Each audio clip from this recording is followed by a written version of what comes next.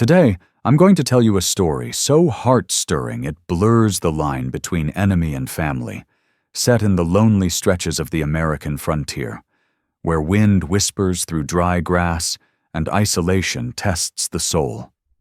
It's a world shaped by prejudice, fear, and survival, where two lives from opposite sides of history collide. It began with a simple act of compassion. Small in appearance, but powerful enough to defy hatred and rewrite fate. Before we kick off this adventure, don't forget to hit like on the video and let us know in the comments where you're watching from. Arizona Territory, 1871. Dust drifted through the late-day light as if time itself had stalled, settling around Elira Voss while she stood on the weather-beaten porch of her small homestead. The summer sun showed no mercy, scorching the dry ground until the land shimmered, an endless mirage of heat and hardship. At 32, Elira was labeled a spinster by the measures of Dryline, the settlement 5 miles east where she rode for supplies and endured the murmurs that trailed her steps. Her ranch sat alone at the ragged edge of the territory, a lonely claim that earned her equal parts suspicion and pity. She had chosen that isolation on purpose. The war had taken her father and brother, leaving her with memories, grief, and a resolve sharp enough to carve out a life in a country that offered women few paths of their own. "You won't last a season out there by yourself, Miss Voss," Sheriff Holt Marin had warned when she bought the abandoned place 3 years earlier. "Raids, bandits, and the land itself will grind you down." Elira had only smiled, blue eyes set with the same quiet stubbornness that once carried her through a schoolhouse back east, before the war hardened everything. "Then I suppose the land and I will have to come to terms," she had said, tying her bonnet against the wind. Now, as afternoon leaned toward evening, Elira wiped sweat from her brow and took stock of what she had built. A garden wrested from stubborn soil, a small corral with her mare and 2 goats, a chicken coop mended by her own hands. Each piece stood as proof she would not yield to custom or to want. The first hint of trouble came with the harsh call of crows. Elira's gaze narrowed as she searched the horizon, her hand sliding to the Winchester that never strayed far. Frontier life had taught her watchfulness, if not fear. What she saw made her blood run cold, not raiders or soldiers, but something far worse. A small knot of figures staggered across her land, moving with the uneven gait of the wounded. Through her father's old spyglass, she counted them. 4 souls, an older man held upright by 2 others, and a woman bearing a child. Elira paused only a heartbeat. Dryline's papers were full of tales about Apache attacks, meant to kindle terror and excuse the Army's harsher hand. But these were no attackers. They were refugees, and they were hurt. She set her jaw, lowered the glass, and chose. Warnings, neighbors, even her own caution fell away before the plain truth of suffering. She took up her rifle but kept it low and walked toward them, steps measured, heart thudding. Close now, she saw they were Apache, a family by the look of them. The eldest man's leg was wrapped in a crude bandage soaked dark with blood. A woman, his wife perhaps, braced him on one side. On the other, a younger man bore the weight. Elira caught her breath. He was tall, broad-shouldered, his features hewn like the hard mountains behind him. His long black hair was tied back. His dark eyes held the alertness of a life lived under threat. Yet it was the calm dignity he carried, even in desperation, that struck her hardest. Behind them, a younger woman held a small child, maybe 5 or 6, clinging to her neck with the limp exhaustion of hunger. They halted when Elira drew near, the younger man stepping forward to shield the others. His hand went to the knife at his belt, the only weapon she saw. "I mean you no harm," Elira said, steadying her voice. She kept her rifle angled toward the dirt, a clear sign she hoped would speak across any language. Silence stretched. Only the injured man's ragged breaths and the child's soft whimper filled it. The younger man studied her, weighing her words against years of bitter dealings with settlers. At last he spoke, his English marked but sure. "My father is hurt. Soldiers came to our camp 3 days ago. We have been running since." Elira nodded, hearing all the cruelty left unspoken. The campaigns against the Apache had grown ruthless, drawing little line between fighters and families. "I have medicine, food, and shelter," she said. Then, after a beat, "My name is Elira Voss." A flicker crossed his face. Surprise, perhaps, or doubt at the offer. He spoke briefly to the others in their tongue, then turned back to her. "I am Jar," he said.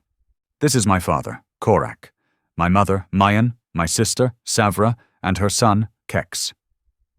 He paused, dark eyes searching Elira's face again. "Why would you help us?" Elira Voss weighed every reason not to. The danger if the Ashcote troopers discovered what she had done. The anger of the dry-line settlers.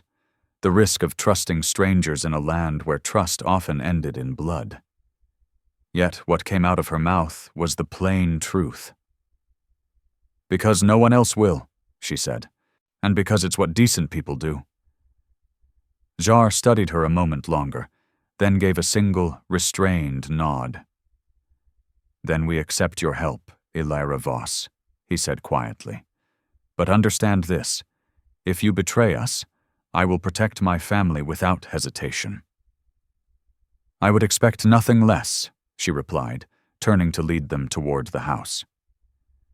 As the sun sank and long shadows stretched across the ground, Elira Voss made a choice that bent the course of her life. She opened her door to those she had been taught to fear, guided not by custom or caution, but by the steady pull of her own conscience. When Jar crossed the threshold, bearing his wounded father, his eyes met hers with guarded gratitude. It stirred something deep inside her, something she had believed the frontier had buried under years of solitude and hard practicality. Days slipped by in a quiet rhythm of labor and healing. Elira's once empty home now breathed with the presence of the Apache family. Korak's injury, a deep saber cut, had festered and demanded constant care.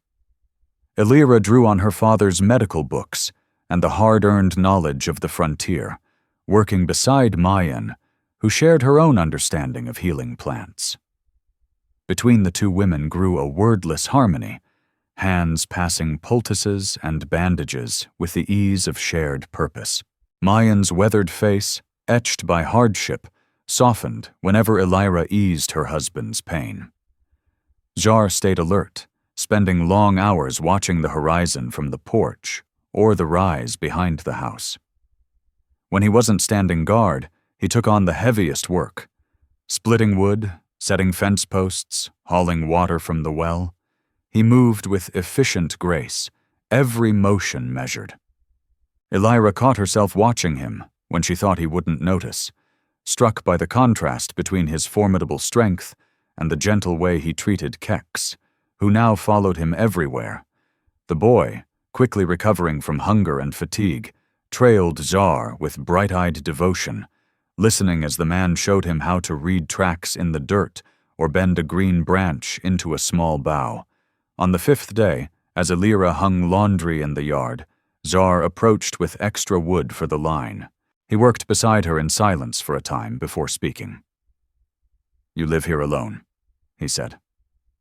It wasn't a question. Elira nodded, pinning a faded cotton dress to the line. "Yes, for 3 years now." "Why?" His bluntness might have sounded harsh from another, but his tone carried honest curiosity, not judgment. She felt his gaze on her profile as she chose her words. "After the war, There was nothing left for me back east, she said. My father and brother died at Gettysburg. I taught school for a while, but... She paused, the old weight pressing in. I needed room to breathe, to learn who I was when no one else was telling me who to be. Jar inclined his head slowly, as if her answer confirmed what he had already known. My people understand that. To know yourself, sometimes you must stand alone. The quiet certainty in his words touched a place in Illyra that had gone unrecognized. How often had she defended herself to townsfolk who couldn't imagine a woman choosing solitude over safety? The people in town think I'm either mad or unnatural, she said with a small, wry smile. A woman alone unsettles them. Jar handed her another garment, one of his shirts she had washed and returned. Their fingers brushed, and warmth flashed through her, unrelated to the heat. They fear what they don't understand, he said, and they do not understand strength in a woman. His words lingered between them, plain, unadorned, yet heavy with meaning. Before Illyra Voss could answer, a sharp cry from inside the house cut the moment short. Korak had stirred, pain dragging him back to wakefulness as his fever flared again. The spell broke. They rushed indoors, pulled back into the raw necessities of frontier survival. Yet something subtle had shifted.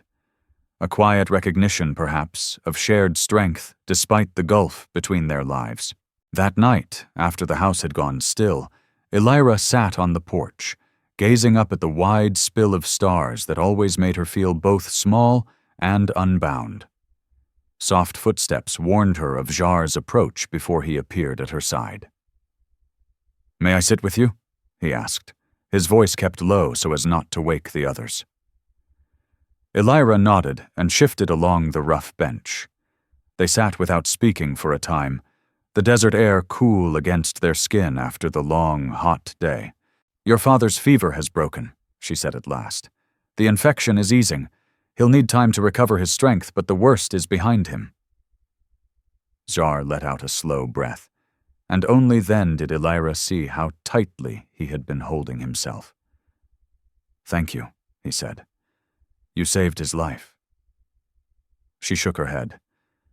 "Your mother's knowledge mattered as much as mine, and his own will." Jar turned fully toward her, his profile etched in the pale light of the rising moon. "You could have sent us away. Many would have." "Most would have," Illyra replied evenly. "I'm not most people." "No," he said, eyes still on hers. "You are not." Something in his tone quickened her pulse, and she couldn't look away. In that instant, the weight of history, culture, bloodshed, divided worlds, fell back, leaving only two people sensing something true in each other. The silence was broken by the distant howl of a coyote, its lonely cry rolling across the desert. Jar turned his gaze to the stars, but Illyra remained keenly aware of him beside her. The faint scent of sage and leather, the steady rise and fall of his breath, the strength held in his hands resting on his knees. After a moment, he spoke again. "Tomorrow I will teach you how to track. A woman living alone should know who comes onto her land before they arrive." Illyra lifted a brow, a reluctant smile touching her lips. "And what makes you think I don't already?" His expression stayed serious, though a flicker of respect passed through his eyes. "You see much, but there are signs you miss. Small ones. They can save a life." "And you'll teach me?" she asked. He nodded once. "It is a fair exchange for what you have given my family." Then Illyra understood he was offering more than help. He was sharing knowledge his people rarely gave outsiders. It was a gift that met her not with courtesy, but with respect. "I would be honored to learn," she said quietly. A subtle change crossed his face, the faint softening of his eyes telling her he believed her. Without another word, Jar rose with the same smooth, controlled grace that marked all his movements. "Rest," he said. "Tomorrow will have its trials." He returned to his watch, leaving Elira alone beneath the stars, her thoughts as wide and tangled as the sky above. Something was unfolding between them, unnamed, perhaps unwise, yet as certain as the dawn that would soon erase the night. In the days that followed, Jar taught her to read the land as his people did. The shallow press of a heel in dust, bent grass that spoke of passage, the smallest signs that separated beast from man. Elira Voss proved a quick study. Her sharp mind and steady resolve let her take in Jar's lessons with surprising speed. They worked shoulder to shoulder in the garden, Jar showing her which plants thrived when grown together, while Elira shared the methods she had learned through years of trial and hard mistakes. In the evenings, as Korak gained strength and stories of Apache life began to flow, Elira listened closely, her respect for their ways deepening day by day. It was during one such night, while Savra demonstrated the careful patterns of Apache basket weaving, that Elira realized she had never felt more at ease than she did among these people she had once been warned to fear. The irony was unmistakable. Here, among those the world called enemies, she had found a sense of belonging she had never known among her own. And always there was Jar, his steady presence, his quiet strength, the growing warmth in his gaze whenever it found her.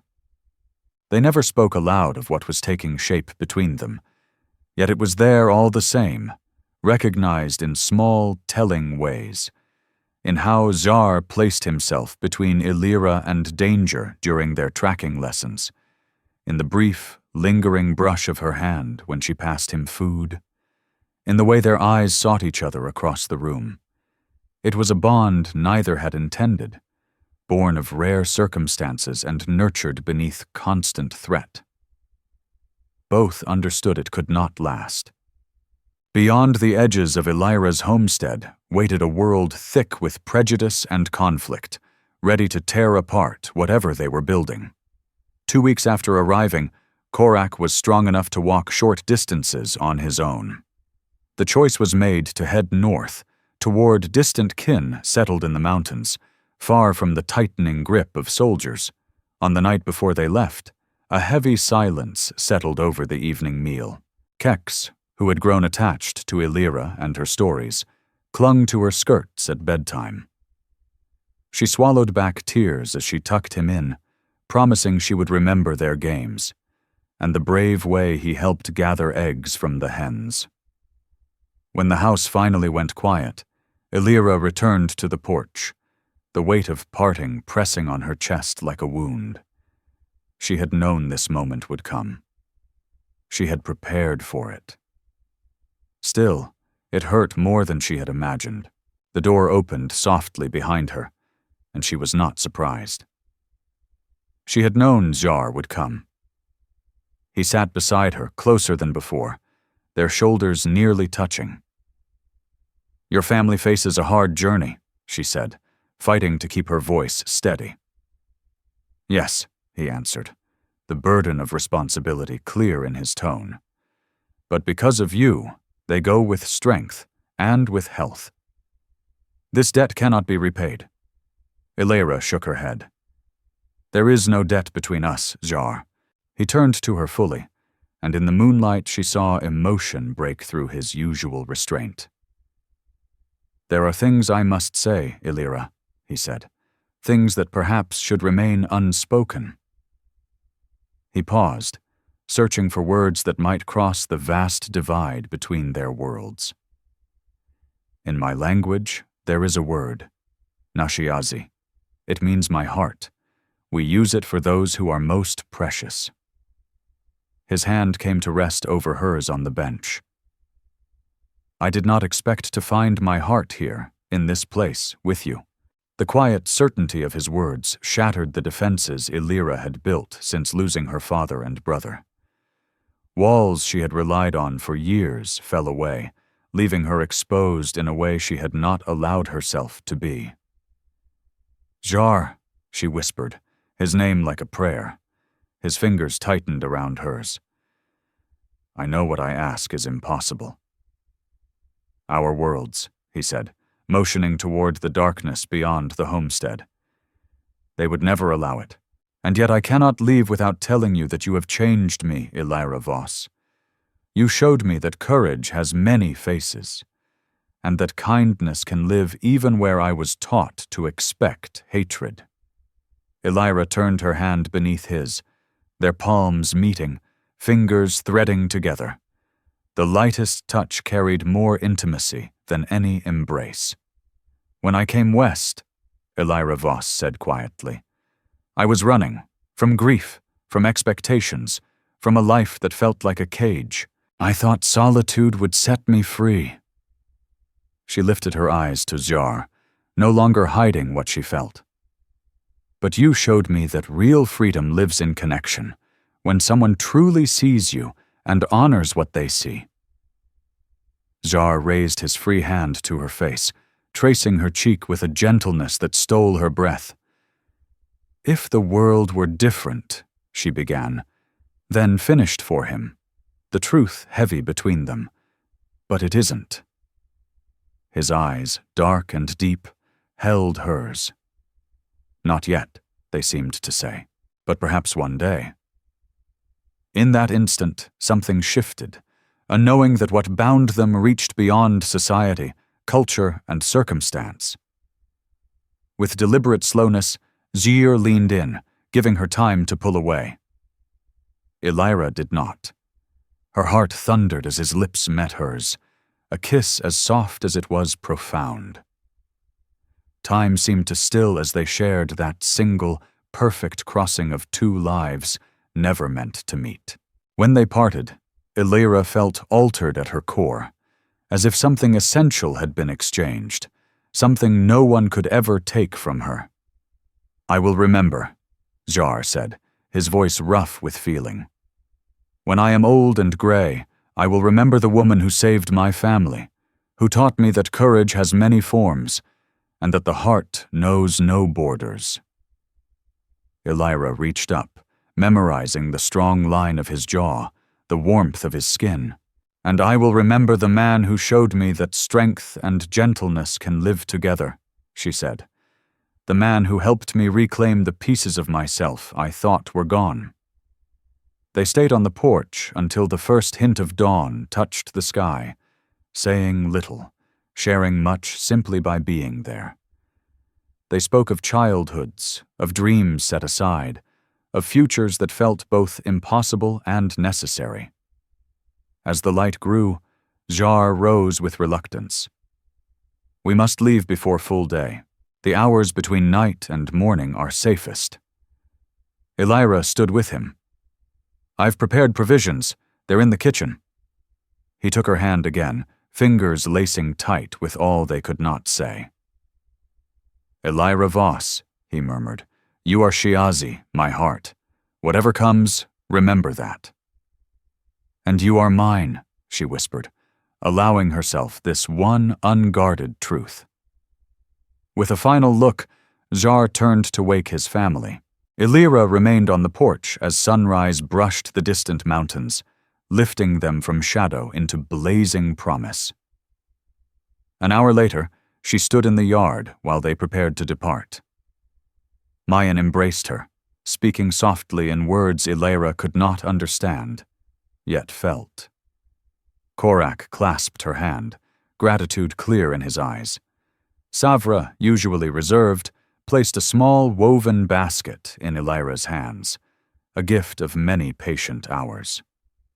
Little Kex wrapped his arms around her waist, pressing his face to her skirt. "Will you forget me?" he asked, small and unsure. Elira knelt, hands gentle on his shoulders. "Never," she promised. "Brave boys who help with chickens and learn their letters so fast are impossible to forget." At last, Jar came to her, his face composed in the still mask he wore for others, though his eyes told the truth. "The northern trail should be clear," Elira said, clinging to practical words. I marked the water on the map I gave your father. He nodded, eyes never leaving hers. You have done more than anyone could ask, more than... He stopped, the words failing him. A sudden stir drew their attention. Jar stiffened, turning toward the sound. In the clear morning light, a plume of dust rose from the direction of Dryline, horses riding hard. They're coming, he said sharply. There were many of them. Elira Voss's heart dropped hard. There was only one reason a large group would be riding at full speed toward her isolated homestead. Soldiers, she whispered, or a posse from town. Jar turned instantly, speaking rapid instructions to his family in their language. Within moments they gathered their few belongings, moving with the urgency of those who had fled before. The northern trail, Elira said quickly. Through the rocks I showed you. They won't be able to follow you there. Korak, leaning heavily on his walking stick yet driven by resolve, led Mayan and Savra, with Kex close beside them, toward the rocky rise behind the house. Jar hesitated, torn between duty and the woman standing before him. Go, Elira insisted, pressing her hands to his chest. They'll need you to guide them. The thunder of hooves grew louder, minutes at most before the riders arrived. Jar caught her by the shoulders, his eyes fierce with urgency. Listen to me, Elira Voss. This is not an ending. I will come back for you when it is safe. You can't, she said, shaking her head. I will, he cut in, his voice unyielding. You are Shiazi, my heart. Remember that. He pulled her into a brief, desperate embrace, then turned and ran after his family. Elira watched him go, tears blurring her sight. As he reached the rocks, he looked back one last time. At that moment, as the riders crested the eastern rise, Jar lifted his voice so it carried across the land. No matter where you are, I will find you. He pressed his hand to his chest. I feel you here. You will never be forgotten. You are half of my heart. Onifonam. However far I must go, I will follow my heart and come back to you. Elira's tears fell freely as she called after him. Go, quickly. Please, go quickly. She watched until he vanished among the stone, her heart breaking and lifting at once under the weight of his promise. Then she wiped her face and turned to meet the oncoming riders, ready to protect, by any means necessary, the secret of where the Apache family had gone, and to guard the fragile hope that one day, against all odds, Jar's vow would be fulfilled. 5 years later, a lone rider appeared at the edge of Elira Voss's land as the sun dipped low, throwing long shadows across the fields she had fought to claim. At 42, she was no longer the uncertain woman who first staked her claim on this harsh stretch of Arizona. Solitude and labor had traced fine lines around her eyes, and threads of silver now ran through her once golden hair. She straightened from her work in the expanded garden, shading her eyes as she studied the approaching figure. Visitors were rare, and seldom welcome. What had happened 5 years earlier had pushed her even farther from the dry-line settlers, though over time the town had learned to tolerate her as an odd but harmless fixture of the frontier. The day Sheriff Holt Marin and his men had arrived searching for Apache fugitives, Elira had stood firm, denying any knowledge of such people crossing her land. The sheriff hadn't believed her. His wary eyes had noted the extra plates drying by her wash basin, the freshly turned earth where she had hidden the remains of a campfire. But he lacked proof enough to charge her with sheltering runaways. Instead, he left her with a warning. You're walking a dangerous line, Miss Voss. Those people aren't like us. They'll cut your throat soon as look at you, no matter how kind you think you're being. Elira had met his stare without flinching. I've learned, Sheriff, Elira Voss said evenly, that people, any people, tend to answer the way they're treated. Now, unless you're holding a warrant for my arrest, I'd appreciate you and your men leaving my land." That moment sealed her reputation. An oddity at best, a traitor at worst. It also taught the town that Elira Voss was not easily cowed. Over time, suspicion mixed with a grudging respect. Now, as the rider drew nearer, Elira's hand went to the rifle that had never left her side. The figure was still too far to make out, but the straight-backed way he sat, the horse stirred a memory that sent her heart racing. She stood motionless, afraid to hope, as the rider approached at an unhurried pace. When he came close enough for his features to sharpen, the rifle slipped from her suddenly unsteady fingers.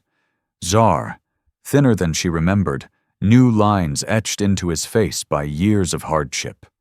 His long black hair, once loose or simply tied, was now braided in the Apache way, a single eagle feather fixed at the crown.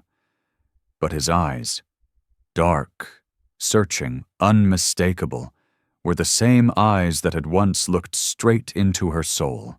He reined in several yards away, studying her as if seeking proof of something essential. Whatever he found eased his expression into something that, on another man, might have been a smile. "I told you," he said, his voice exactly as she had carried it through her dreams, "that I would find you again." For a heartbeat, Elira couldn't speak. Emotion closed her throat, bringing tears she had thought long spent. Then she managed a single, breathless question. "Your family?" Czar dismounted in one smooth motion, the same grace she remembered. "Safe," he said. "In the northern mountains. Kex has grown tall, taller than his mother now. He still talks about the woman who taught him to read English and wasn't afraid of chickens." A soft laugh broke from Elira, half sob, half relief. "And your father?" she asked. "His wound?" "Healed because of you. Korak sends his respect and his blessing." Czar took a step toward her, then hesitated, uncertain after so much time. "And you, Elira Voss? How have the years treated you?" She gestured to the homestead behind her, expanded now. A larger corral held several horses. The chicken coop had doubled. An orchard of young apple trees lined the western edge. "I survived," she said simply, "and I built something worth keeping." He nodded, taking in the proof of her resolve. "As I knew you would." Silence settled between them. Not awkward, but weighted with years apart, with words never spoken, and a bond that time had not cut. "Why now?" Elira asked at last, the question that had followed her through countless lonely nights. Czar's face grew sober. "I would have come sooner, but soldiers were everywhere. Then came the reservation system." He shook his head, the hurt plain. "Many of us refused confinement. We lived high, moved often, always watching the blue coats. It was no life to ask anyone to share, especially not you." "And now?" she pressed, scarcely daring to hope. "Now there is a treaty," he said. "A poor one, but it allows some movement if certain terms are met." His jaw tightened. "I accepted those terms, not for myself, but for what they make possible." He closed the distance in 2 deliberate steps. Up close, she saw a small scar above his left brow she didn't remember, and breathed in the familiar scent of sage and leather she had never forgotten. "5 years ago," Czar said softly, "I made you a promise, Elira Voss. I told you that you were Shiazi, my heart, and that I would find you again." His voice dropped lower in the deepening dusk. "Every day since," Czar said, "I have carried you with me. In the high country when snow tried to bury us, in the desert when thirst swelled my tongue, in the quiet hours when despair walked beside me. You were always there." He lifted his hand slowly, pausing near her face as if seeking consent. When Elira Voss did not pull away, he gently tucked a silver-threaded strand of hair behind her ear, his fingers resting a heartbeat against her cheek. "I am here to ask whether what we had still lives," he said, vulnerability clear beneath his steady stance, "or whether time and hardship have buried it beyond return." Elira's heart, hardened by years of waiting, surged painfully alive. The wall she had built against hope fell at the warmth of his touch. "Jar," she whispered, her voice breaking, "not a single day passed without me searching the horizon for you. Not a night without your promise echoing in my dreams." His hand fully cupped her cheek, solid and real. "Then tell me, Elira Voss, do I have a place here? Not only in your home, but in your heart?" She answered without words, closing the last step between them, arms wrapping his waist as she pressed her face to his chest. She felt his heartbeat, strong, sure, as his arms came around her, holding her with a gentleness that belied their strength. "My heart has been yours since the moment you rode onto my land," she murmured into his shirt. "That has never changed." Jar's arms tightened, and she sensed the long-held breath he finally released. They stood like that, reconnecting without speech, while the setting sun washed the land in gold and crimson. When they eased apart, just enough to see each other, Jar's expression was grave with truth. "I cannot promise an easy road," he said. "The world has not changed enough. There will be those who reject what stands between us." Elira smiled, slow, certain. "I didn't choose an easy road when I came west alone. I didn't choose one when I opened my door to your family. Why would I begin now?" A rare smile crossed Jar's face, lifting years of hardship in an instant. "You remain the bravest woman I have ever known, Elira Voss." As night gathered, they walked hand in hand toward the house that had once sheltered his family. Once a beacon in memory, now something new. A shared home. A refuge shaped by respect and understanding. A place where two hearts that recognized each other across impossible divides could finally beat together. Later, seated on the porch where they had first named what bound them, Jar spoke again, thoughtful beneath the moon. "My grandfather told a story," he said, his voice carrying in the still air, "of stars that fall to earth and take human form. They wander, lost and alone, until they find the one whose light matches theirs. Only then," he continued, "do they return to the sky, not as two stars, but as one brighter light." Elira leaned into his shoulder, the simple contact warming her. "Is that us?" she asked softly. "Stars that found each other?" Jar's arm slipped around her waist, drawing her closer. "Perhaps. Or perhaps we are simply two people who refuse to let the world decide who we are allowed to love." The word hung between them. Love, spoken aloud for the first time. Elira lifted her face, moonlight silvering her features. "I never believed I would find this," she admitted. "After my family died, I thought that part of me died too, the part capable of this kind of bond."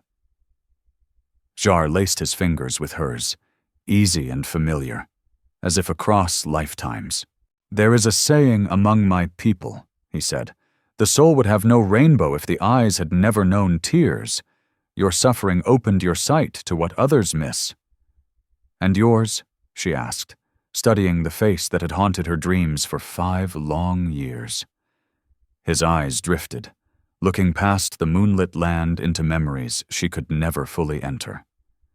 "My first wife and my child died from the white man's sickness when I was barely 20, Jar said quietly. "For years after that, I lived only for my family and my people, until a golden-haired woman with eyes like a summer sky opened her door when every other door was closed." The confession struck Elira Voss deeply, casting light on the shadows she had long sensed behind his gaze. On impulse, She lifted their joined hands and pressed her lips to his knuckles. "Then we both know grief," she said softly. "And maybe that's why we recognize each other. We've walked through the same darkness," Jar nodded once, "and now we walk together, in whatever light remains." That simple vow, spoken beneath the vast spread of stars, sealed something between them beyond any formal promise. In that moment, they chose to build a life together in a world that offered few examples and even less acceptance.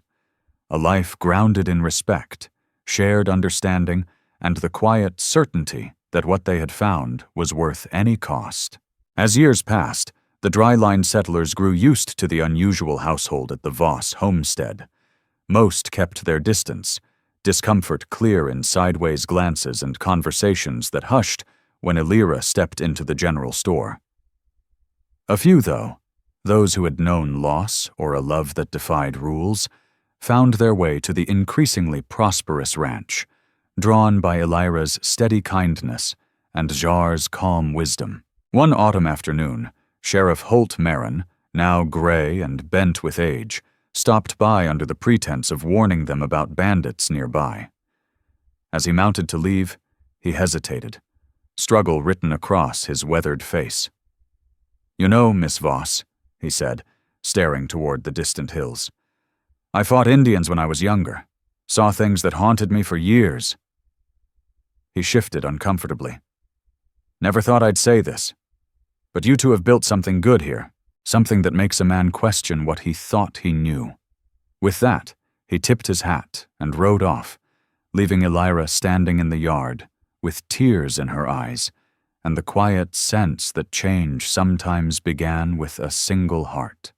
Twice a year, they traveled north to visit Jar's family. Kex, now a young man with his uncle's height and his mother's gentle eyes, would race to meet them, eager to share his achievements and to hear Elira's stories. Korak, hair now fully white, yet posture still proud, would clasp Jar's arm before drawing Elira into a warm embrace. "My son chose well," he told her during their third visit, his English careful and deliberate. "You carry the spirit of our women, strong as the mountains, enduring as the desert." Coming from Korak, once wary of his son's bond with a white woman, the words were a blessing that brought fresh tears to Elira's eyes. In the spring of their 4th year together, wildflowers splashed the desert with sudden color. Standing on the rise behind their home, Jar and Elira watched a small group of Apache families make camp along the eastern edge of their land. They had come at Jar's invitation, people displaced by the reservation system, seeking a brief refuge while deciding their next path. "They won't stay long," Jar said, his arm firm around Elira's waist. "But while they're here, they will know rest and safety." "Just as your family once did," she replied softly, leaning into him. Jar turned to her, wonder still filling his dark eyes. "The day you stood in your yard with a rifle and chose compassion over fear, you changed more than my life, Elira Voss." She touched his face, tracing the deeper lines time and sun had carved. "As you changed mine, Jar, as you still do, every day." That night, lying together in the quiet dark of their shared room, Jar spoke of a dream that had returned to him again and again. "I see a child," he said, voice low and unsure. "A girl with your golden hair seen through my people's eyes. She stands between our worlds, belonging to both, afraid of neither." Elira Voss propped herself on one elbow, studying Jar's face in the faint light slipping through the window. "What else do you see?" she asked, her pulse quickening at the picture he'd painted. "She carries a book in one hand and a medicine pouch in the other," he said. "She speaks my language and yours, and she is not alone. There are others like her, children of both worlds, building bridges where we have known only walls." The vision was so clear, so full of promise, that tears gathered in Elira's eyes. "Do you truly believe a future like that is possible?" she whispered. Jar found her hand in the darkness, his touch as steady and sure as his presence had become. I believe love creates possibilities where none existed before. Haven't you and I already proven that? Elira settled back against him, her head resting on his chest, listening to the strong, even rhythm of his heart. Yes, she murmured. That is exactly what we've proven. Beyond the window, the vast Arizona sky stretched on without end, stars scattered across the dark like promises waiting to be claimed. Within the walls of the home they had made, two people once divided by history, culture, and bitter conflict had shaped something rare, a sanctuary of understanding, a testament to human growth, and a love that had crossed every boundary meant to keep them apart. As sleep drew them under, they remained entwined, breathing in time, hearts beating as one. Two souls who found each other against impossible odds, who recognized courage and integrity in one another beyond the divisions of their age, and who dared to build a life on that recognition. In a world determined to define people by difference, Elira Voss and Jar chose instead to see the shared humanity that bound them. In doing so, they created more than a home. They kindled a beacon, a light in the dark, whispering of a future where understanding could replace fear, and love could heal even the deepest wounds of the past. Finally, let me send my deep thanks to you. Thank you for listening. If this story has touched your heart, I invite you to stay with us to discover more true tales of the Wild West. Stories that honor resilience, tenderness, and the spirit that God placed in those who blazed the trail. Subscribe, share. Leave your thoughts in the comments, and join us once again to journey across this untamed land. Thank you. Aviso legal. Disclaimer. These stories are crafted purely for entertainment and may contain imaginative additions or dramatic interpretations inspired by old frontier eras. We use AI-based resources, voice, imagery, and drafting as part of our creative process. But every final detail is carefully reviewed and shaped by human effort to preserve emotional depth and authenticity. We strictly follow YouTube's rules regarding AI-generated content and refrain from deepfakes, altered identities, or misleading representations. All images, sounds, and related materials are lawfully obtained. Please do not reuse, modify, or distribute any portion of this content without written permission. Thank you for valuing creativity, respect, and original work.